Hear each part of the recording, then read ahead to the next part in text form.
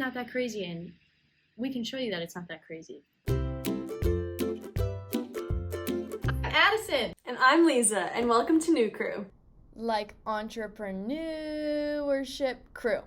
We and by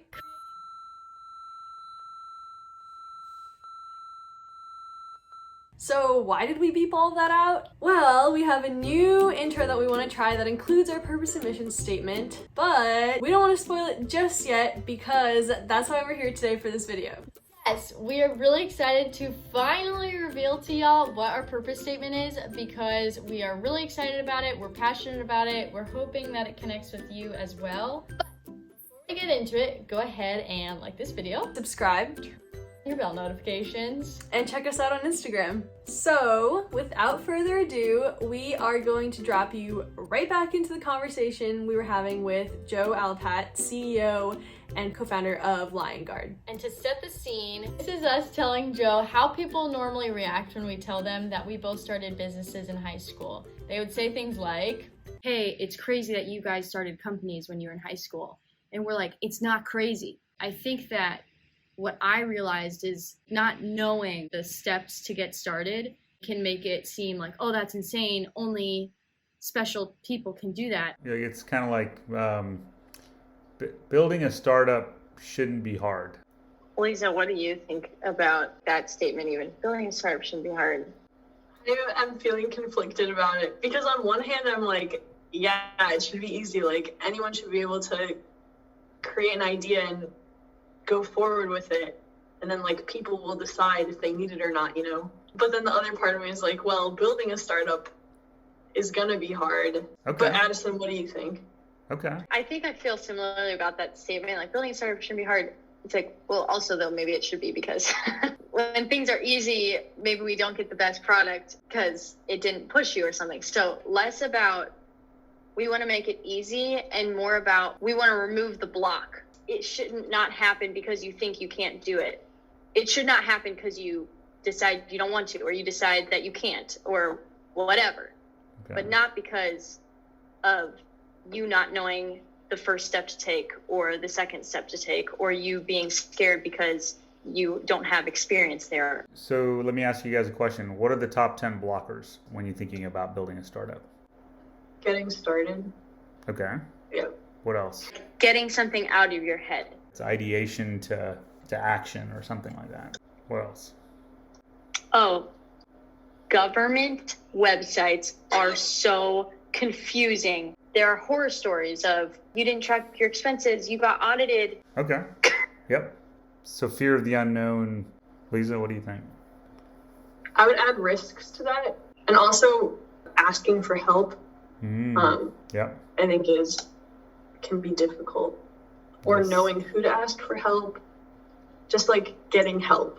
So is it about the founder or the idea? I think the founder. I think so too. Okay. The word, the founder, like I don't feel tied to that, but it's not because that's not who I want to aim this towards, but it's that even someone who doesn't identify themselves as the founder, I think we could remove a block for. Mm-hmm. The founder infers that the idea has already lit up. You both seem to be leaning as early stage as you can. Maybe the important part isn't the starting of a company, but taking the next step, whatever that next step may be, in starting a company, whether that's the first step or the fifth step before they know they're a founder, but also post saying we're going to start a company, not letting steps along the way keep you from moving forward on something.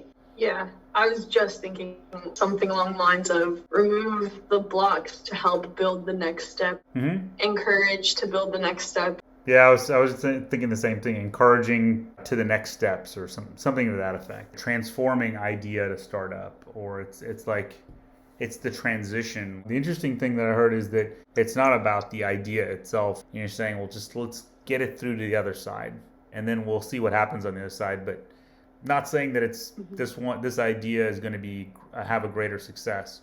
Just that, well, it's not going to have any chance of having success if you don't get across this chasm.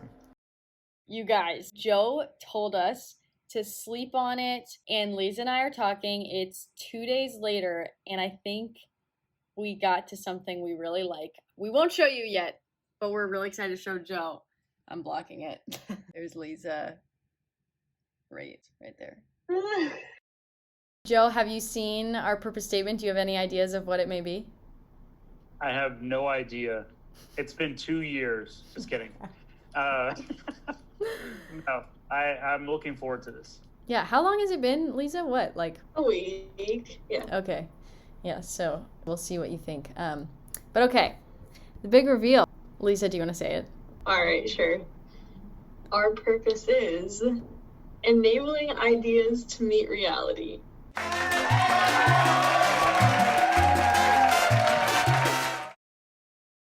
And that's our story. Kind of an abrupt ending. I know what we're doing is pulling highlights from 4 hours worth of conversations over 2 different meetings with Joe, just to give you guys kind of the highlights. But that being said, to give you guys like the final update on what we ended up going with, we did decide to run with enabling ideas to meet reality and plan to iterate on that as we grow. So, Joe, thank you so much for helping us. We really appreciate it. And to everyone watching, thanks so much for being with us on this journey as we try and make starting a company more accessible, and by doing that, enable ideas to meet reality. Yeah, thank you guys for watching. Go ahead and give this video a like. Subscribe. And And check us out on Instagram. see you next time. Bye. Bye.